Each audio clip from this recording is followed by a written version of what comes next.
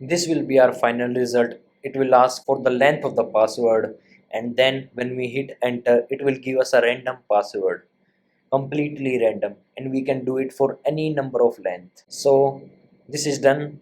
Let's begin our project. You will be making your own password generator. So before that, like, share and subscribe, and let's begin the video.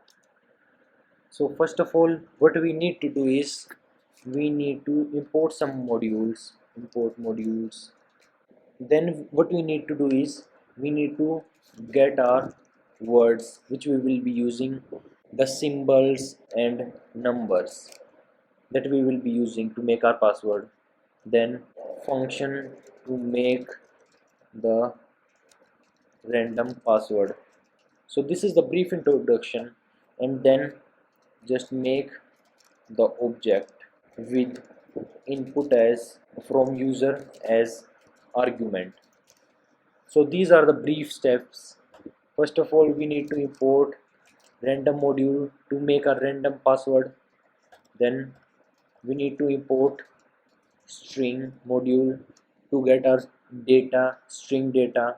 And what we will write is we write available words equals to string dot ASCII letters plus string dot, then there will be string dot, sorry, digits, and then we can have some random symbols like these. And what we need to do is we need to make it as a list, to store these values as a list, so that our list will be something like list equals to, and this will contain something like a, then b, and then maybe our numbers. So this how it will work. So numbers will be from 0 to 9, and these symbols will be also included as list items. Now we need to make our function. We will call it def ren pass generator. Always give meaningful names to your functions and variables, so that let's say if you come after 1 year to look inside your project, then you will be able to understand what you have written and what's the use of them. So now we need to do one more thing with our function. I need to give the argument length, because I want to get an input from user asking how much length of password should I print. Now what I need to do next, I need to make a list, that is pass list. I will call it pass list to store the all the password list values, all the characters that I will be storing using in my password. So I need to store them in an empty list. Now next thing I need to do is I need to generate the random characters. So char random equals to, now what I need to do is I need to write pass list dot append, so that they can be added into our empty list. So this will take the object and just put it inside pass list. So what I need to append, I need to append random dot choice, and I need to give it a sequence, so it will take a value from there. Now I need to create a for loop to run this code again and again, then n times, and where n is the length, the user input.